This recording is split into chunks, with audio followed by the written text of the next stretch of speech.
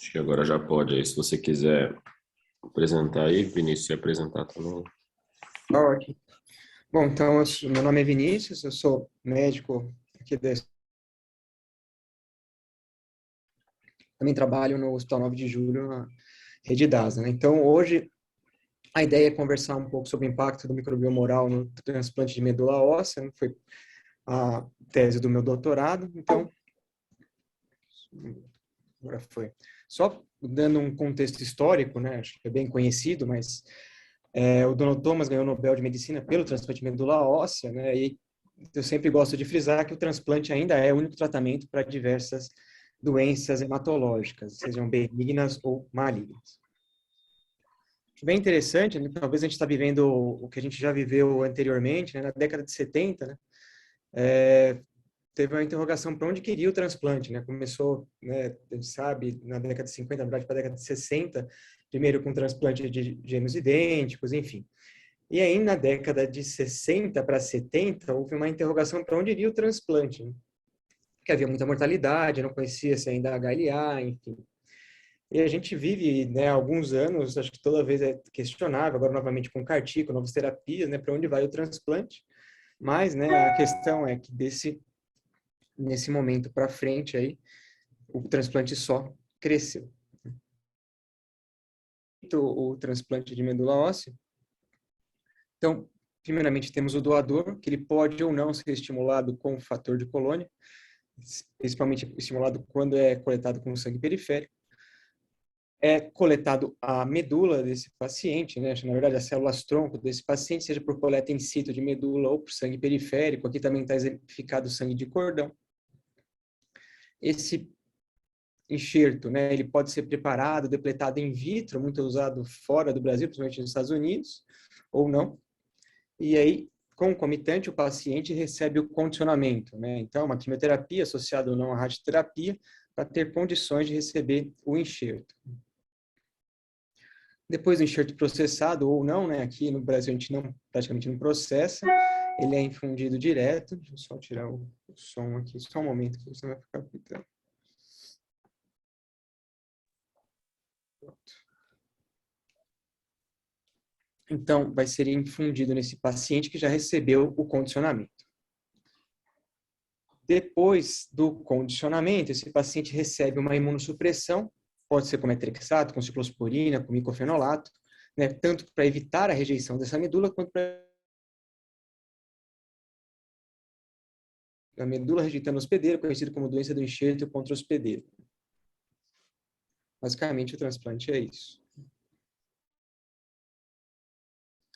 E como que a gente mede o risco desse transplante, né? O risco de falha desse transplante, o risco de evolução desfavorável desse transplante? Então, tem vários mecanismos, várias ferramentas que a gente pode medir, pesar o risco do desfecho do transplante.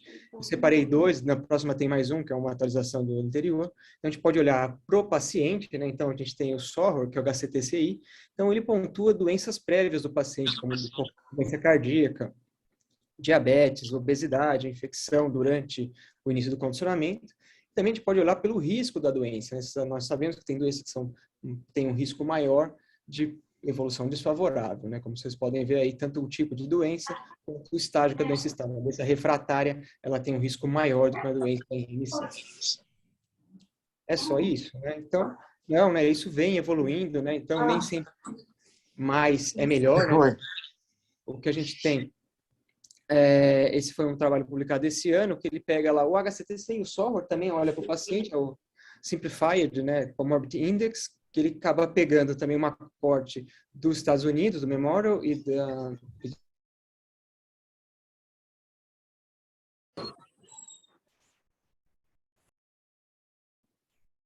Agora voltou. Então, ele acaba refinando o SOHR. Então, se a gente pega a direita,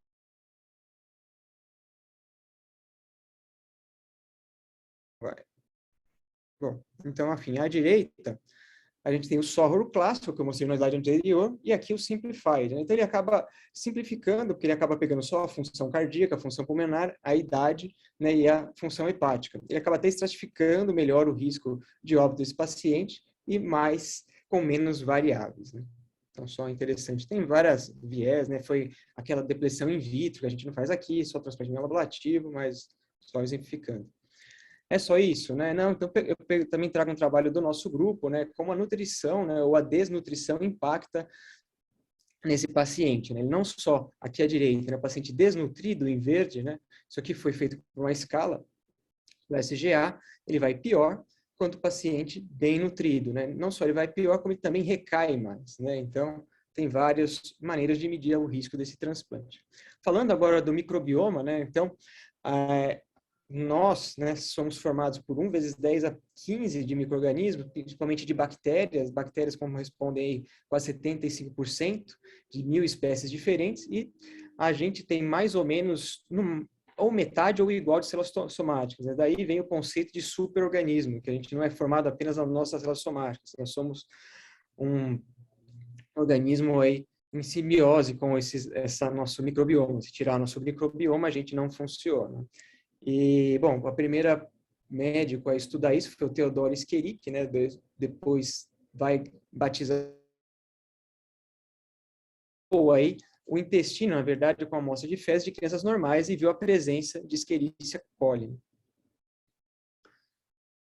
E o microbioma, né? Como que ele varia, né? Ele varia por diversos fatores, né?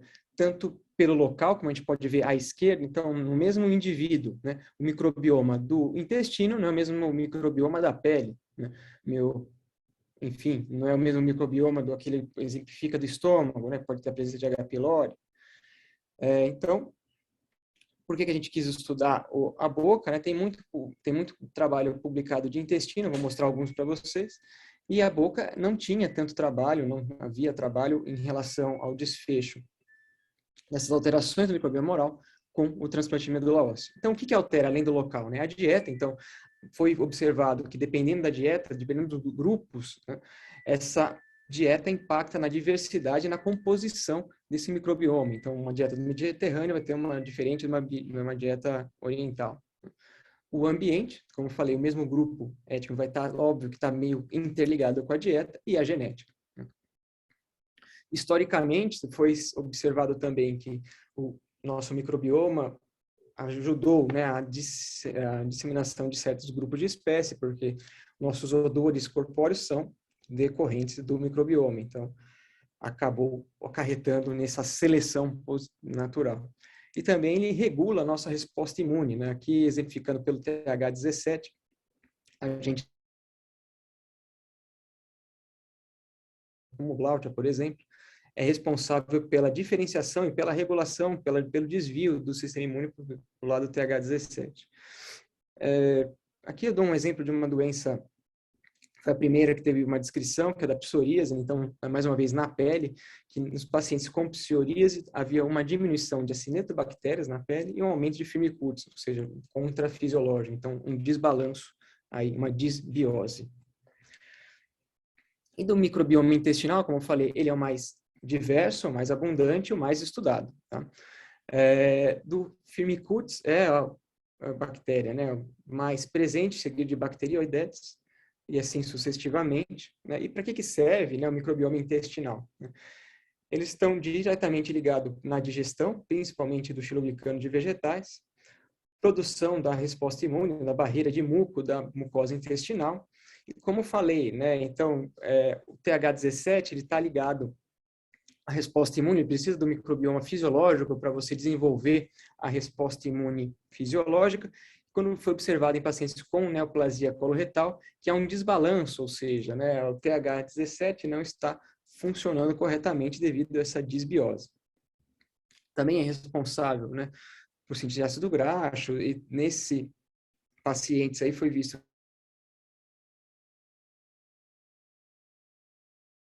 aumento de enterococos fecais. E a história do microbioma no TMO, né? É bem interessante, né? Então, esse é o fluxo laminar, que vocês podem ver, né? Como o paciente ficava aí isolado, numa bolha praticamente, hoje não ocorre mais isso, né? Então, ocorria a descontaminação desse paciente. Esse paciente, antes de iniciar o transplante, ele tomava diversas classes de antibióticos, dependia muito do protocolo de cada instituição. e era feita uma restrição dietética muito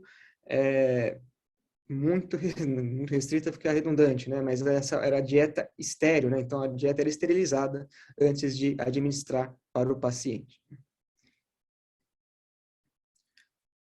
Bom, esse é um trabalho eu acho mais interessante, né? O mais publicado no New England pelo grupo do Memorial Sloan Kettering, pelo PILID e do Van der Brick. Então, aqui à esquerda, nesse gráfico, a gente não está, pelo menos da área clínica, não está tão acostumado.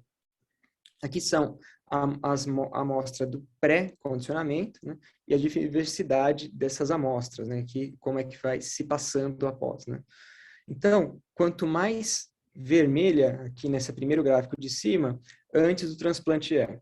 Quanto mais verde, após o transplante. Então, vermelho menos 20 até mais 100. Foi o tempo analisado aqui. Quanto mais próximas aqui, né, do início do transplante, elas estão mais juntas, ou seja, estão mais semelhantes ao microbioma intestinal dos pacientes. E após o D, né, mais 80 aqui, mais 10, eles vão diferenciando. Então, você tem uma disbiose, uma diferenciação, as amostras ficam muito diferentes entre indivíduos. E quando a gente olha intra-indivíduos, a gente quer olhando aqui a diversidade intra-amostra. Aqui, quanto mais vermelho, mais diverso, quanto mais para o azul, menos diverso. Então, quando a gente observa aqui, né, aqueles mesmos pacientes pré-condicionamento têm um microbioma intestinal bem diverso e depois vai ficando pouco diverso. Tá? O que acontece, então? A gente já sabe que o próprio transplante, ele diminui a diversidade do microbioma intestinal. E o que acontece? O que a gente observou aqui, que isso antes, observando amostras pré-tratamento, que quanto mais diverso, ou seja, mais fisiológico, melhor esse paciente vai. Independente das cortes que foram feitas, nos Estados Unidos, eles pegaram da Europa também e da Ásia, quanto mais diverso, melhor, ou seja, menos esse paciente tinha o risco de óbito. Esse é um resumo, na verdade, como que o microbioma intestinal ele impacta no desfecho do transplante. Então, não é só um resumo dos trabalhos. Então, o que a gente tem aqui, como eu falei, a Blautia, quando ela está presente, ela diminui o risco da doença do enxerto contra hospedeiro aguda. Aqui, antibióticos de amplo espectro, principalmente com cobertura para anaeróbio, você acaba diminuindo a diversidade e, por consequência, aumentando o risco de GVHD agudo. Ele também diminui, no final, a diversidade. O GVHD agudo, por si só, diminui a diversidade do microbioma. Ele também diminui as células de Panay. Qual a importância das células de Panay? Elas produzem as alfa-defensinas. Eu destaco aqui a REG3A, né? Tem um marcador agora que está sendo usado para doença do enxerto contra hospedeiro. E qual o problema, qual que é a questão da alfa-defensinas? As alfa-defensinas nada mais são, né, como muitas aspas aí, um antibiótico natural. Então, são peptídeos antimicrobianos que são ativos contra bactérias não comensais. Então, ele acaba preservando o microbioma comensal. Quando você perde isso, você acaba piorando essa disbiose. Então, você vai, no final das contas, vai ter uma diminuição da diversidade, vai ter um aumento da recaída, um aumento da mortalidade no relacionado à recaída e uma pior sobrevida. Né? O que você tem? Você tem a disbiose durante o tratamento, você só aumenta a mucosite e aumenta sintomas respiratórios. Não tinha uma correlação tão direta entre a disbiose e desfecho clínico do transplante. Em relação a antibiótico e transplante, basicamente, o mais grosseiro, né, você aumenta o antibiótico, quanto mais amplo espectro, menor diversidade, maior a mortalidade não relacionada à recaída. Né? Você tem alguns trabalhos, né, como com rifaxamina, que utilizando esse tipo de esse antibiótico, você acaba aumentando a diversidade, mas são trabalhos pequenos. Né? O que a gente tem com maior evidência aí, que são antibióticos de grande espectro, acaba diminuindo a diversidade, levando a um pior desfecho do transplante, com aumento da mortalidade não relacionada à recaída. E do microbioma oral, né? Vocês podem ver que as bactérias são muito parecidas com o microbioma intestinal. Uma peculiaridade que a gente tem do microbioma oral é que diferentes sítios têm diferentes microbiomas. Então, se eu coleto da mucosa, se eu coleto da língua, se eu coleto do biofilme, o microbioma vai ser todo diferente. já adianto que a gente acabou observando na mucosa, sendo mais representativo e sendo um marcador aí melhor de desfecho do transplante. Aqui destaca-se também o papel da Clostridia, atuando na diferenciação dos linfócitos Treg, intestino TH. Tinha também, né, de doenças não hematológicas, doenças autoimunes, infecção autoimune, principalmente Sjögren, você tem uma disbiose importante, né? Óbvio, a diminuição de saliva, né? Então tem toda essa correlação. Em sepse também tem aumento de enterobactéria. Um trabalho que tinha em neoplasia hematológica era em criança, quem tinha LLA, as crianças foram avaliadas, tinha uma menor diversidade. O objetivo do nosso trabalho foi avaliar essa mudança, então como que o microbioma oral durante o transplante, ele ia pré e pós-transplante, e se tinha algum impacto, né? Então, o nosso trabalho foi avaliado de pacientes adultos, né? Foi unicêntrico, 2016 a 2018, e foi obtidas amostras da mucosa oral antes do condicionamento, na aplasia e após a enxertia. A diversidade foi feita por Shannon Index e Simpson Index, são análise de diversidade muito utilizada em ecologia, sobrevida livre de doença, sobrevida global, né, como análise de Kaplan normal, incidência cumulativa para DASH e mortalidade relacionada da recaída, e multivariada por Cox e Fine-Gray, como é acostumado. Então, no período aí foram realizados 53 transplantes, 20 foram excluídos, 17 não preencheram o critério de inclusão, 3 pacientes recusaram a participar, foram recrutados 33, 3 foram excluídos por material impróprio para análise. Então, no final, foram analisados 30 pacientes. Em relação aos pacientes, maioria não dá para dizer, né? Metade de sexo masculino, a mediana era de 50 anos, a maioria, sim, era de leucemias agudas, com destaque para a LMA, e 60% dos transplantes foram de intensidade reduzida, com a mediana de segmento de 40 meses. A fonte predominante foi sangue periférico. Em relação ao tipo de doador, foi bem balanceada entre HLA idêntico, aparentado haploidêntico e não aparentado. Aqui temos a maioria dos pacientes que tinham um risco, né, intermediário baixo, pelo HCTCI, do Disease Risk Index de 57% também intermediário baixo, e a profilaxia de DASH foi de acordo com o protocolo de condicionamento.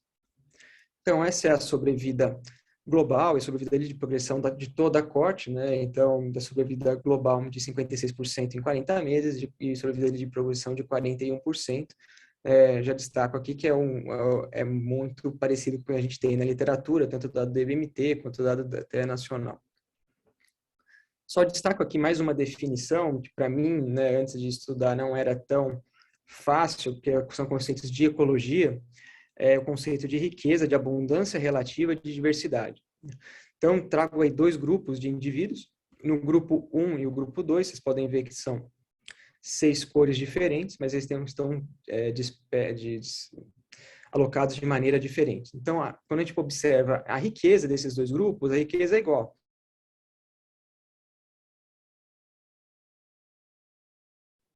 Porém, quando a gente observa a abundância relativa, agora só do grupo azul, né, dos indivíduos azuis, no azul, no grupo 2, você tem uma abundância relativa dos indivíduos azuis maior do que o do laranja. Vocês podem ver que tem muito mais bolinhas azuis do que laranja. Enquanto no grupo 1, essa abundância relativa é igual entre os 2 grupos, tá? Entre os duas cores.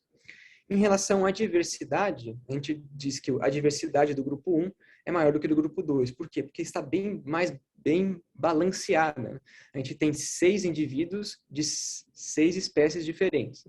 Enquanto no grupo 2, isso aí está bem desbalanceado, você tem uma abundância relativa maior aí do grupo azul. Tá? Então, são alguns conceitos que a gente vai usar agora. Isso é análise pré, né, condicionamento, na aplasia e pós-enxertia. O que a gente observa globalmente, pode ser observando o Shannon, o Simpson Index, há uma diminuição da diversidade, ou seja, da riqueza. Então, antes do condicionamento, você tem um microbioma mais rico e depois, até a enxertia, vai perdendo isso daí. Em relação à diversidade, como já adiantei no slide anterior, você vai perdendo também, não importa o índice que você use, né? O Simpson ou o Shannon vai diminuindo, tá? Vai ficando menos diverso.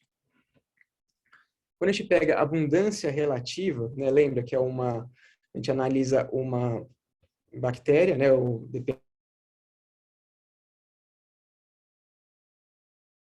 claro, mas cada grupo de 3 aqui é um paciente. Então, pré-condicionamento, A, de aplasia e E, de enxertia.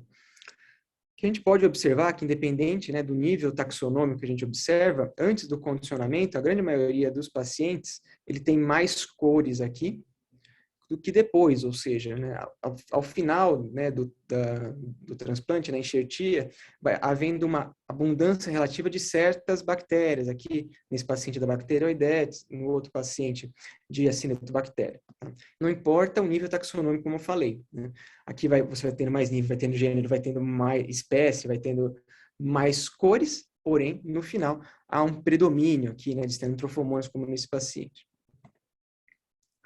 Em relação à abundância relativa, agora, uma outra maneira de observar, usando o ANCOM, esse é uma ferramenta estatística para avaliação de abundância relativa. Aqui, no gráfico de cima, a gente avaliou do pré-condicionamento para aplasia e aqui do pré-condicionamento para enxertia, que a gente observa globalmente é uma diminuição de bactérias comensais, como a hemófilos, e aumento de bactérias potencialmente patogênicas, como enterococos e lactobacilos. Assim, isso do pré para aplasia e do pré para enxertia, a mesma coisa. Né? Diminuição de bactérias comensais e aumento de bactérias potencialmente patogênicas. Observando aqui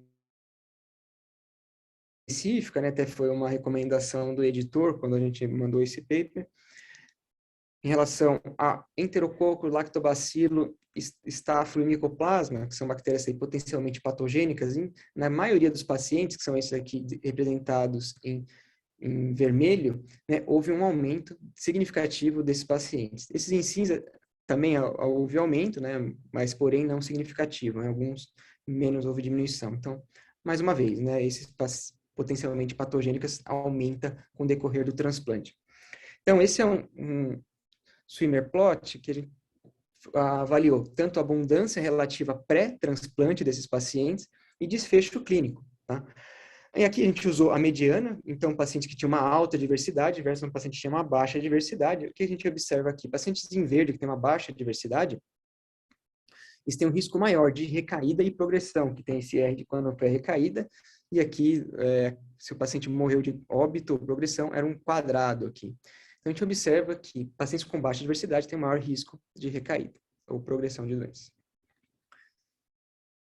Aqui, mostrando em um gráfico de incidência cumulativa, como a diversidade pré, aqui abaixo. A baixa sempre vai ser verde, a alta sempre vai ser vermelho, tá? Impactou no risco de recaída. Então, mais recaída aqui em 40 meses, 68% versus 0,04%. E a dominância, né? Então, a dominância é outro termo que a gente utilizou, é definida como aquela abundância relativa, a gente refinou, uma abundância relativa maior que 80%. E no pré-condicionamento, quase 60% desses pacientes tinham uma dominância de algum tipo de bactéria. Né? Mesmo em pacientes que tinham uma alta diversidade, foi observado dominância de algum gênero. E como a dominância impacta também, né? Paciente com a presença de dominância, né, também apresentou um risco maior de recaída, 63%, versus a ausência de dominância, aqui 36%. A dominância também, né, pôde nos mostrar um risco maior de progressão desses pacientes. Então, paciente que não apresentavam dominância tinha uma sobrevida livre de progressão de 55% versus 19% dos pacientes que tinham algum tipo de dominância. Aqui também houve impacto na sobrevida global. Então, pacientes sem dominância tinham uma sobrevida global aí no período de 40 meses de 81%, e aqueles que tinham algum tipo de dominância de 38%. Em relação à dominância, quem eram essas bactérias dominantes? Né? Então, Streptococcus foi 9 pacientes, Veillonella, Neisseria e Rhotia. A dominância, né, no pré-condicionamento por Streptorhotia, desses 2 bactérias foi associada a um risco maior de recaída, enquanto Neisseria e Veillonella não. Aqui a gente colocou a dominância né? Pelo risco da doença, é um risco, é aquela score que eu mostrei lá no começo, risco da doença, de risco de recaída, né? Então, como que isso impactava? Então, tanto a diversidade pré, que foi o primeiro que eu mostrei aqui, acaba perdendo a significância estatística, porém a dominância de qualquer gênero, mesmo corrigida para o risco da doença, ele continua mantendo como fator de risco independente para recaída. E também mantém-se como risco independente para sobrevida e progressão e acaba perdendo peso da sobrevida global. Em relação aí, nós fizemos uma análise exploratória, ou seja, não foi ajuste para comparações múltiplas. Se algum gênero não é essencial, né, que estava presente aí nesse 25 a 75% das amostras, se teria algum impacto positivo ou negativo no desfecho do transplante. Só fazendo um paralelo, assim como a Blaut no microbioma intestinal, a gente ia procurar algo semelhante. E dos 18 gêneros testados, apenas Solobacterium foi associado aí com risco menor de recaída, né? Então, a gente fizemos as análises, né? Então, de todas aqui os gêneros testados, a gente pode ver, né? O Cantonella, a Tobon, Neisseria, Prevotella, enfim, né? E aqui o Solobacterium tinha um peso aí no risco de recaída. E quando a gente vê a presença do Solobacterium versus a ausência, meses, né? Então, em torno de 15% versus aí 70% no paciente que não tinha o Solobacterium. E quando a gente corrige aqui pelo Disease Risk Index, também o Solobacterium é um fator protetor para o risco de recaída. O que acontece? O Solobacterium, ele faz alguma coisa? Na verdade, ele tem discussão do papel dele na litose e tal. Provavelmente, né, o que a gente acredita é que seja na verdade, um marcador de fisiologia normal no microbioma, né? Ou seja, quando está desbiótico, o Solobacterium talvez seja um dos primeiros a desaparecer, assim como a Blaut no intestino. E o uso de antibióticos no nosso trabalho, né? Como a gente já sabia do microbioma intestinal, como que impacta. Então, foi analisado o uso de o antibiótico uma semana antes, até o regime de condicionamento, até a enxertia. 93% dos pacientes tiveram neutropenia febril e utilizaram os antibióticos, sendo que a maioria cefepime, seguidos de meropenem e tazocin. E nenhum antibiótico foi associado ao risco de recaída. Apenas 2 pacientes estavam em uso de antibiótico antes do início do condicionamento, quando começou o condicionamento. Então, a gente no nosso trabalho não observou essa relação do uso de antibiótico com maior risco de recaída. Aqui é só para exemplificar, né, como eu mostrei o nosso trabalho europeu, tá? Aqui só de LMA, e aqui o dado também de LMA do grupo brasileiro, então é muito parecido a sobrevida aqui. Então é um grupo representativo. O que nosso trabalho tem? De novo, em relação à análise, né? Os trabalhos até então, principalmente no microbioma oral, eles utilizavam OTUs, né? E a gente começou a utilizar, junto com, né, o grupo da Ana Maria, lá do Sírio, a variação do microbioma por amplicons, né? Qual que é a diferença, né? Então, os OTUs a gente pode avaliar de duas maneiras. Ou aberto, né, o OTU de novo, ou com referência fechada. Qual que é por essas duas técnicas tem benefícios e malefícios. No OTU de novo, você vai fazer a leitura desse microbioma, você vai conseguir captar toda a dado presente na amostra, né, analisada, porém, você vai captar tudo, mas porém você não vai conseguir reproduzir, porque você não tem, ou seja, uma biblioteca para comparar com outros indivíduos. Então, você capta tudo daquele indivíduo, mas você não consegue comparar. Quando você usa uma biblioteca fechada do OTU, ótimo, todos os dados que você vai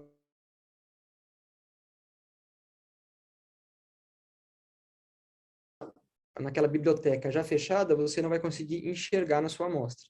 E com o Amplicon você acaba sendo mais sensível, então você acaba até conseguindo chegar no gênero de espécie, coisa que no OTU você conseguia chegar até o gênero, com qualidade, né? Você pode até, mas não, você pode perder sensibilidade, e não perde, seria reprodutível. Então, é um método aí mais sensível e mais comparativo. Então, do microbioma oral e doenças, eu já falei, né, da LLA em pediatria, de imunodiversidade. A gente tem doenças inflamatórias intestinais, que eu não havia dito, né? Então, Crohn você tem, quanto mais ativo, pior a desbiose. Doenças imunes, não só Sjögren, como eu havia dito, mas outras doenças imunes você diminui, doenças hematológicas diminui, e neoplasia de cabeça e pescoço tem bastante trabalho, né, quanto pacientes com neoplasia de cabeça e pescoço têm uma microbiota oral diminuída. Em relação ao microbioma oral e o transplante, já tinha alguns trabalhos até mais antigos, 2020, não tão antigos agora, né? Mas que observava aqui nesse trabalho, né, também como observado no nosso, ele observou o sítio a língua, então pós-transplante houve uma menor diversidade alfa versus adultos rígidos. Então só pegaram a amostra pós-transplante com adultos rígidos, tá? E aí tem uma menor diversidade com uma maior prevalência de estrepto e o paciente halogênico com uma diminuição, Rocha, como a gente também viu no trabalho, houve um aumento dos pacientes pós-transplante, então tem essa desbiose. E aqui ele pegou algumas espécies, né, desses pacientes que tinham uma dominância e comparou com o desfecho. Então aqui o Staphylo Ralstonia e o Staphylo hemolíticos teve uma pior sobrevida aqui, mas isso aqui é pós-transplante, né? Então não estamos falando pré foi o nosso. Outro trabalho também do Memorial, ele analisou o microbioma oral e desfecho do transplante, e aqui, né, ele utilizou saliva. Ele observou que Quinguela tinha maior risco de mucosite, porém, né, aqui, também observou uma diminuição do Xenominix muito parecido com o nosso, né, o Xenominix diminuiu antes do transplante e pós-enxertia, porém, ele não observou uma relação do microbioma oral, né, da diversidade do microbioma oral com o desfecho do transplante.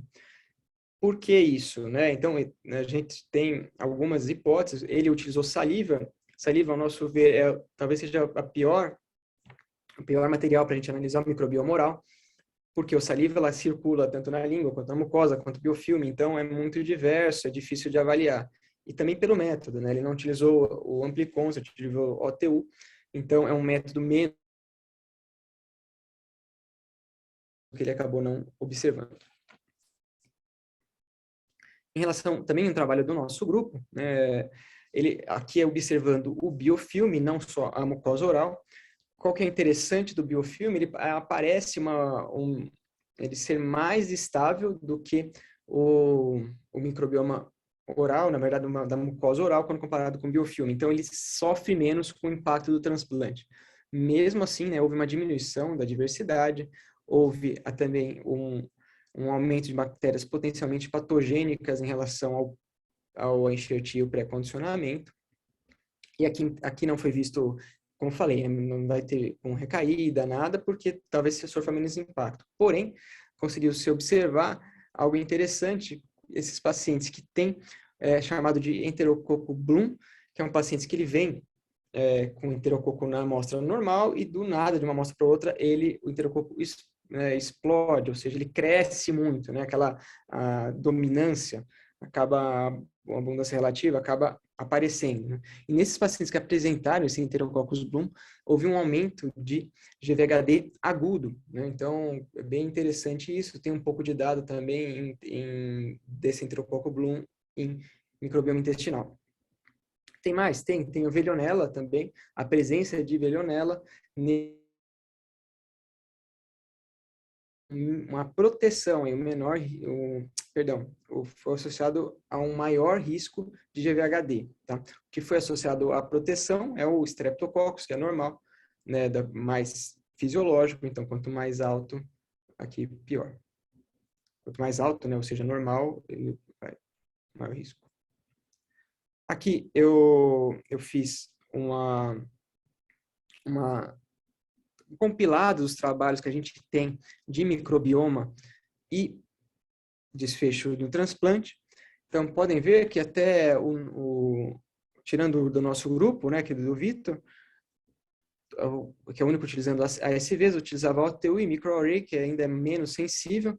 Aqui, N's até menores que o nosso, 11, né? Ele utilizou o que ele considerou microbioma oral. Aqui era um mix de tudo, então tinha mucosa, saliva, língua, biofilme. E aqui não tinha alteração do microbioma pós-transplante, até ele nem viu aquela, N's, na verdade, ela não viu aquela alteração da diminuição de diversidade, mas também qual o problema? A amostra é muito diversa e método muito ruim. Quando a gente passa para a OTU para frente, em todos vai ter uma diminuição da diversidade após o transplante, em todos, tá? E o que acontece, né? Então, na Ames, depois que ela mesma autora, quando ela passa para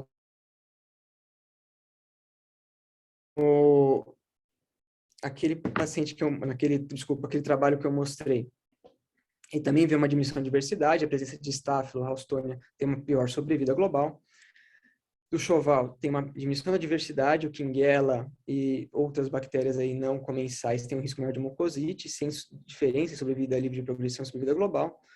E o trabalho do nosso grupo, do Vitor, menor diversidade, menor de bactérias comensais, aumento de bactérias potencialmente patogênicas, a Veillonella diminui o risco, o Strep e o Corina aumentam o risco de VHD agudo, assim como o Enterococcus Bloom. Aqui eu já meio que falei, né? Então, por que está em diferença do nosso trabalho com os outros? Diferentes locais de coleta. Então, você vai fazer um mix de coleta, vai ter resultados conflitantes. E diferentes técnicas, a maioria dos trabalhos, todas técnicas com menor resolução.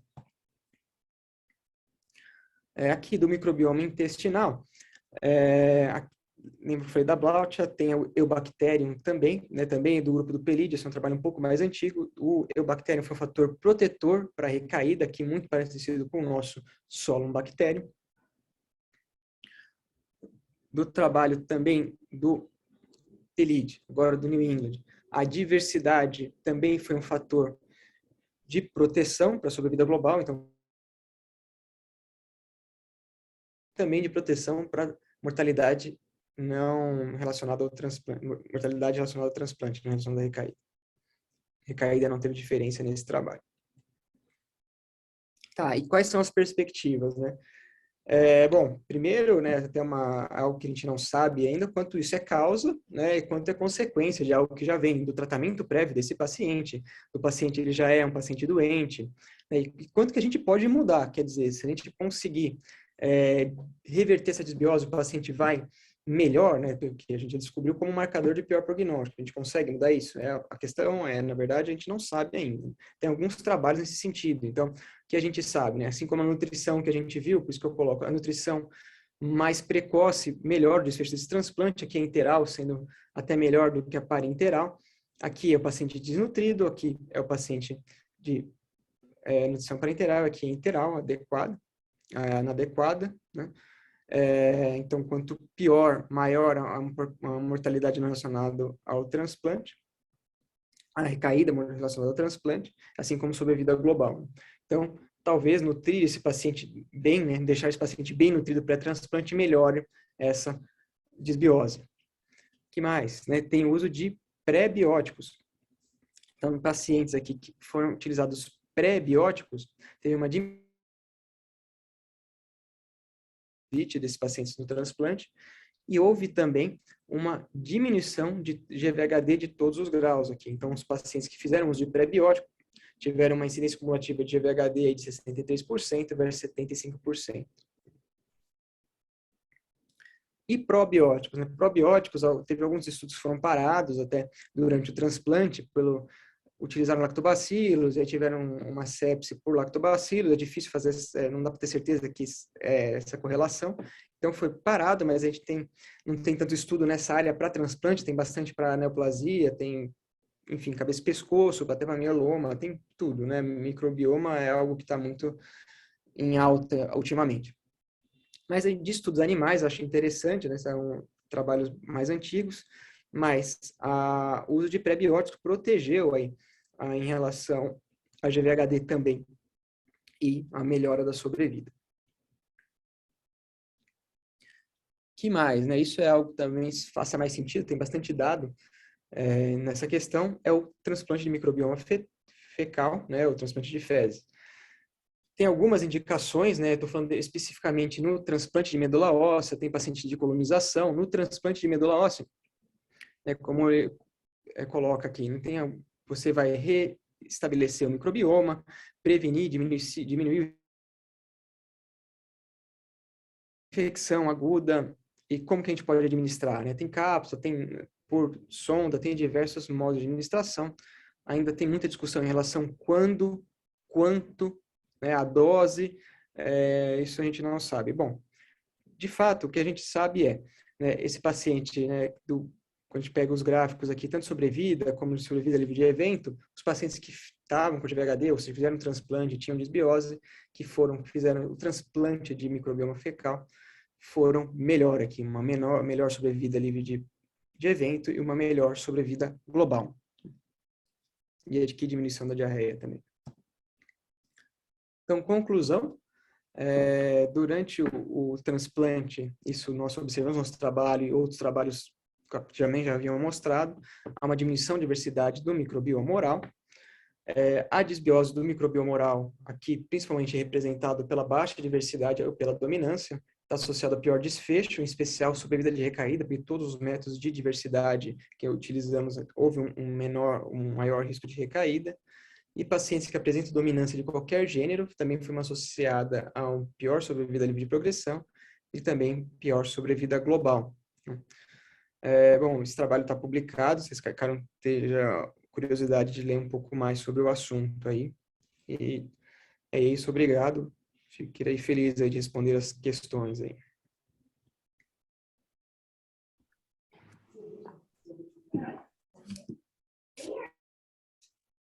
Obrigado, Vinícius, muito bom.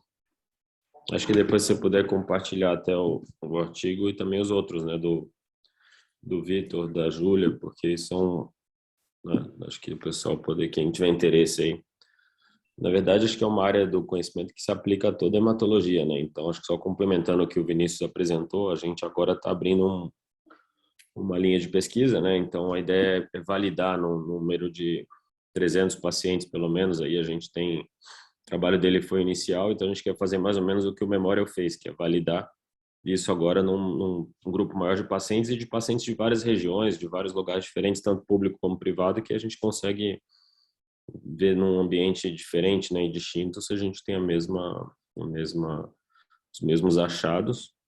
Além disso, a gente vai também fazer em outros contextos clínicos, então a ideia era fazer também em LLC, em anemia plásica e também em mieloma. Até conversei com o Maiolino durante o IRA, ele também tem interesse de fazer uma parceria com a gente, então vamos ver se a gente consegue validar isso e aplicar em vários contextos, tanto de oncohemato, como transplante, como hemato benigna, né? Então, acho que é bem interessante, é um negócio que está surgindo aí e a gente está tentando entender, né? O, o Celso, Vinícius, parabéns, eu gostei muito da sua apresentação e realmente isso tem tido um destaque aí no mundo científico em diversas situações. Eu queria fazer uma pergunta inicial. Você colocou aí que, eventualmente, mudando esse perfil, poderia ter resultados clínicos. Vocês chegaram a aplicar alguma intervenção naqueles pacientes que vocês obtiveram um resultado que merecesse ser modificada a flora, ou enfim? Essa é uma primeira pergunta. E a segunda, Celso, eu acho que você poderia, nesse contexto, talvez a gente estudar também na área de benignas, o pessoal de anemia hemolítica autoimune, né? De neutropenia imune, etc. Seria uma contribuição talvez original. Vamos conversar sobre isso. Pode falar com a Melka, com o Dante, eu acho que vale a pena. Ok, era isso. Você quer responder, Vinícius ou Celso? Claro. Em relação, né, à mudança, uma intervenção, essa é o próximo passo, né, que a gente gostaria de fazer também, o próximo passo depois da confirmação da corte. Né?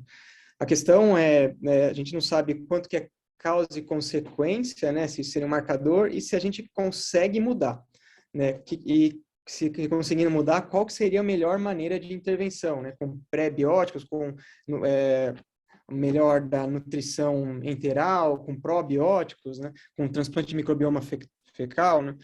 A gente não sabe ainda, mas algo que a gente tem interesse de fazer, mas um estudo de intervenção dá um pouquinho mais de trabalho, tal, então a gente está indo por partes. Respondendo esses pacientes, a gente acabou, né, não tendo nenhuma intervenção específica, né, já programada prévia. Existem formulações, a gente está discutindo isso com o pessoal da Ana Maria, que é o pessoal que faz a metagenômica, formulações já de solução oral, que não são, que pelo menos são bem mais palatáveis do que transplante de fezes, né, que é um negócio um pouco mais complicado, e nos japoneses fizeram cápsulas congeladas de fezes também, então acho que tem várias tentativas aí de tentar corrigir, especialmente o microbioma oral, o microbiota oral provavelmente representa algo maior, né? Não adianta você corrigir só a microbiota oral, né? Teoricamente você tem que pensar no indivíduo como um todo, né? Mas sim, acho que é super aplicável o Bourdin respondendo aqui. A vantagem é que eles têm condição técnica para fazer em vários contextos clínicos. Então, quem tiver interesse também da disciplina, quero estudar em anemia hemolítica autoimune, neutropenia, PTI, né, Deise? Alguém que quiser estudar, porque é um negócio que envolve sistema imune, claramente, né? Quer dizer, não tem dúvida que é algo que tem a ver com o sistema imune. Então, pode tanto para bem, né? No caso, no transplante, você poder ter menos recaída, uma melhor função imune do enxerto, como em doenças autoimunes a gente imagina que possa intervir também, né? Você quer falar, Deise? Perguntar ou comentar, né? Bom dia, pessoal. Obrigada, Vinícius. Parabéns pela apresentação. Acho que é isso mesmo, Celso. Acho que a gente podia até tentar ver isso e correlacionar com a clínica mesmo, né, nos pacientes com PTI. Acho que seria importante. Era isso. A coleta, a vantagem é que, diferente de fezes, é um negócio que é fácil de fazer. A gente está coletando lá no TR do Hemocentro, a enfermeira lá do TMO, ela faz o swab do biofilme, que é um swab que tem um videozinho explicando, mas não é complicado. E a ideia original era só fazer em pacientes que tivessem pelo menos 12 elementos dentários, né, Vinícius, se eu não me engano. Acho que, mas aí a gente falou que no SUS isso não é tão comum, principalmente em alguns. Então aí a gente vai também coletar mucosa oral, ainda que o biofilme seja mais informativo.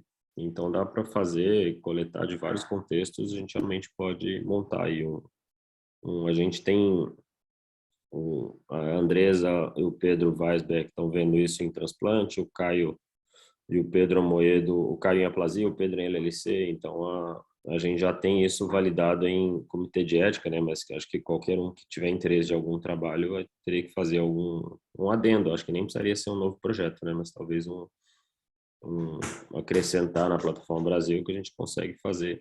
Por mais que seja praticamente nenhuma intervenção, tem que ter termo e tem que fazer tem que aplicar o termo e fazer a aprovação só, né? Pelo fato de que é uma coleta super simples e a outra vantagem é que não precisa freezer menos 80, nem precisa processar rápido. A gente pode coletar, coloca freezer menos 20 e isso pode ficar um bom tempo congelado e ser transportado de uma vez só, o que também facilita, né?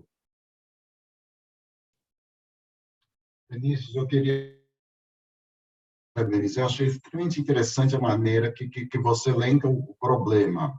Quer dizer, eu acho que todo clínico, acho que observa, talvez aqui no Brasil, a carga, digamos assim, a carga do paciente, muitas vezes ele não tolera um tratamento do corticoide alta dose, fica com xingoide, infecção, fica neutropênico, daquela área sob a curva, que faz congelia, a gente acha impressionante, mas no final a carga do paciente ele consegue tolerar muito pouco até ele conseguir ter imunidade.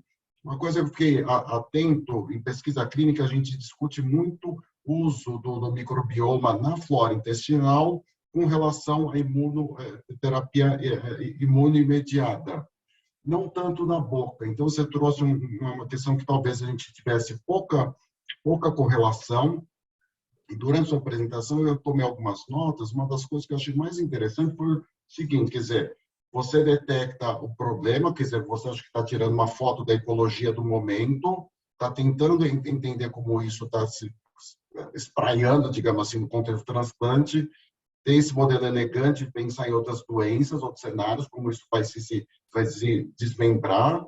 Uma outra coisa interessante, talvez eu acho que provavelmente isso deve estar no escopo, entender a ecologia ao longo do tempo. Imagina o seguinte, quer dizer, o transplante é uma intervenção única, mas a imunidade desse paciente vai ser recuperada aos poucos. Imagina os pacientes com linfoma, mieloma, Hodgkin. Então, praticamente, eu trabalhei demais em ensaios clínicos de manutenção de longo prazo de mieloma. A questão principal nossa, o problema era como recuperar a imunidade, mantendo o efeito da droga, da intervenção, e mantendo o mieloma sob remissão. Então, uma coisa, provavelmente, vocês, eu imagino que seja, como se dá essa ecologia ao longo do tempo, dessa desbiose, ao mesmo tempo que eu recupero a imunidade, ofereço qualidade de resposta, qualidade de remissão, e o conceito que você colocou de uma maneira muito adequada foi diversidade e dominância. Então, ao longo prazo, eu falo assim, olha, Luiz, Celso, esse paciente fez o transplante, vai ser elegível a fazer manutenção do seu enxerto com IMID, né? Seja talidomida, lenalidomida, uma droga imunomediada. Esse paciente receber esse enxerto, eu preciso também ter condições mínimas e, ao longo do tempo, entender se esse paciente vai conseguir tolerar. Então, esse ponto eu achei super legal. Uma pergunta que eu fiquei anotando aqui, que eu não sei, vocês tentaram reduzir o número de vieses, como grau de mucosite, neutropenia, dentição desse paciente, de repente esse paciente tinha uma prótese dentária, estava lá com uma periodontite grave, e não tinha muito o que você fazer, mas assim, eu tinha que tratar o paciente, que isso era o mais importante, mas você lidava com isso. Queria entender se vocês tentaram reduzir um pouco os vieses pré-enxertia, porque provavelmente isso deve vir na coleta da amostra e nesse perfil de bactérias. Muito bom o trabalho, parabéns. Obrigado. Acho que primeiro, né, a nossa ideia também da ampliação, né, da coorte também é ampliar a coleta. A gente parou na enxertia, né? A gente quer saber o que acontece depois desses pacientes D mais 100, D mais 180. Eles recuperam, né? Esses pacientes tiveram GVHD agudo, como é que eles ficam? Como é que fica a imunidade depois, né? Então, é isso que a gente quer saber também. Em relação, né, a tentar diminuir viés, isso a gente fez em conjunto com a equipe da Odonto, né?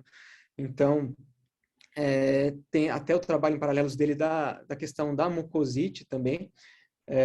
Então, tinha pacientes, alguns com mucosite, outros não, mas não era nada que chamasse muita atenção. Em relação à dentição, por ser um hospital particular aí de alto nível, todos tinham dentição completa, tem toda a questão dos elementos dentários, aí, que agora é um problema no SUS que a gente está ampliando. Mas em relação à qualidade saúde odontológica, eram todos com boa saúde odontológica para evitar também esse viés aí. A gente tinha, por sorte, os pacientes com boa saúde bucal aí. Legal. E uma pergunta, como o doutor Bordin comentou, você tentou, eu imagino que deva ter surgido para você em algum momento até essa pergunta, quer dizer, como que eu posso tirar uma foto do microbioma oral, do intestinal, de um outro microbioma? E provavelmente algum desses casos deva ter tido algum grau de GVHD um pouco mais grave. Isso deve ter suscitado o Celso falou assim, mas como seria se a gente tivesse uma foto do microbioma de vários órgãos ou sistemas, da pele, do intestino, da boca, e provavelmente você não vai conseguir cobrar de todos, mas talvez fazer um estudo de caso para tentar montar um cânone, um modelo de intervenção. Falar assim, olha, esse paciente tinha um perfil genético determinado, ele tinha obesidade, tinha isso. O microbioma, a intervenção dele teve que ser agressiva, enfim, um condicionamento mieloablativo. Ao longo do tempo, a gente identificou isso e a desbiose foi sendo documentada a partir de A, B, C, enfim. É sensacional. Eu acho muito interessante. Essa pesquisa translacional, para mim, é o que faz mais sentido. Enfim, são mais perguntas aí que eu gostaria de ter a resposta. Acho que são próximos passos aí.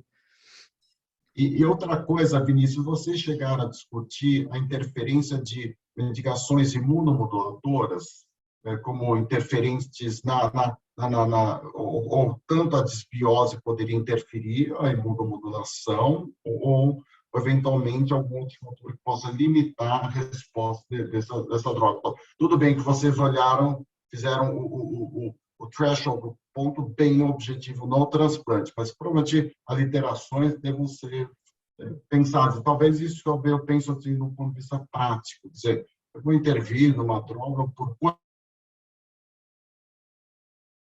Isso a gente não discutiu nada em específico para esse trabalho, né? Então, teve até um outro trabalho, talvez mais parecido nesse sentido que você está falando, que a gente até analisou citocinas dos pacientes pós-transplante, até com o grupo da C. Camargo, e aí não foi tão deixa eu ver, o trabalho não foi tão bom o resultado, até em comparação com a literatura, então a gente até falou, vamos devagar aí para até pensar em ampliar isso, mas faz sentido, né? Quando a gente conseguir ver... Ou provavelmente talvez seja uma interação tão local ou micro circundada que eventualmente aquilo que você mencionou, você estava olhando uma bazuca para olhar, digamos, um território enorme, talvez no continente.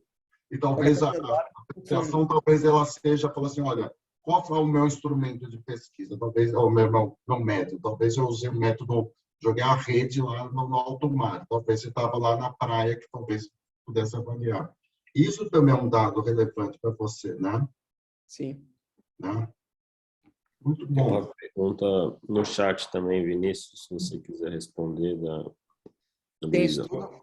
Ou vocês... Celso, desculpa. Pode falar, só antes do chat, aí, talvez uma pergunta aqui. Primeiro, parabéns aí, Vinícius. O que você disse, né? Pelo menos esse seu estudo suscitou e vai suscitar muitas perguntas em diferentes áreas. E eu aqui, claro, também pensei na minha área, e uma das coisas é aquela situação da refratariedade não imune à transfusão de plaqueta e a relação disso com infecção. E é interessante porque, não é, claro, cada paciente tem uma situação distinta e não é todo paciente que tem infecção que é refratário. E aí talvez, quem sabe, olhar esse desbiose ou alguma coisa que possa estar relacionado aos pacientes que fazem refratariedade e aos que não fazem, mesmo na presença de infecção. Essa é uma coisa que eu vou pensar e depois talvez a gente possa conversar. Mas uma pergunta agora, muito mais de curiosidade. Como é feito o transplante fecal? Isso tem várias maneiras de se fazer, né? O que tem mais dado até, né, foi até do Celso falou, que tem os japoneses, tem outros centros na Europa que fazem também, é por cápsula congelada de fezes mesmo. São doadores rígidos que eles coletam e é preparado e é congelado em cápsula e o paciente toma. Outra, né, que até começou assim, outra maneira de fazer é passar uma sonda para o paciente e administrar também. Ao meu ver, não parece ser a menor via de tomar, né, de receber. Então, por transplante de fezes seria por cápsula, talvez seja mais interessante. Como o Celso falou, também eles estão tentando outras maneiras de você dar a bactéria das fezes, né, sem ser por transplante de fezes, mas o que a gente tem o melhor seria por cápsula.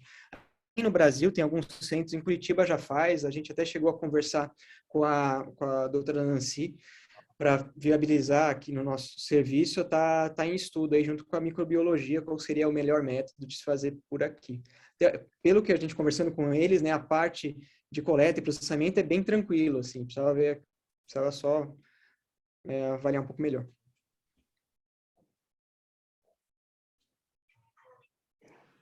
Acho que tem do chat, né? Tem um estudo ou vocês pretendem incluir TMO para causas não hematológicas?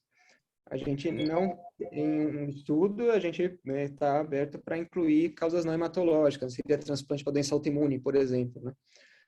Acho que faz sentido, né? Tanto que doença autoimune, como a gente já, né, demonstrou, impacta direto no microbioma, né? Mas como que essa doença impacta, em que grau isso impacta e como que o desfecho do transplante é afetado por isso, a gente não sabe, né? A gente tem todo interesse, sim.